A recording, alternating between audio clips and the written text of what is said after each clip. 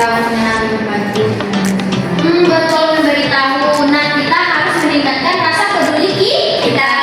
Selain itu, Islam juga mengajarkan kita untuk peduli kepada sesama kita, entah itu teman, tetangga, masyarakat. Kita harus saling peduli. Nah, melalui zakat misalnya, infak ataupun sedekah yang bisa kita berikan. Nah, pada kali ini, pada pertemuan ini, kita akan membahas apa sih itu yang dimaksud dengan zakat, sedekah maupun infak. Nah, Ibu harapkan dari pembelajaran kita pada hari ini, anak-anak Ibu bisa memahami apa sih yang dimaksud dengan zakat, apa sih yang dimaksud dengan infak, apa sih yang dimaksud dengan sedekah, dan bisa membedakan ketiga tersebut dalam kehidupan sehari-hari. Nah, betul. Anak Ibu, siapa yang tahu di sini apa yang dimaksud dengan zakat? Saya Bu. Apa? Infak? Zakat adalah memberikan sedikit harta kita kepada orang yang berhak menerimanya. Betul. Tapi sebenarnya sama sih Bu.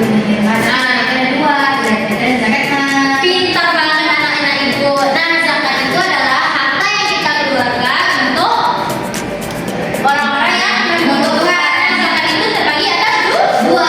Zakat apa itu? Zakat fitrah, zakat mal. Zakat fitrah itu apa? Zakat yang harus wajib dikeluarkan di setiap bulan.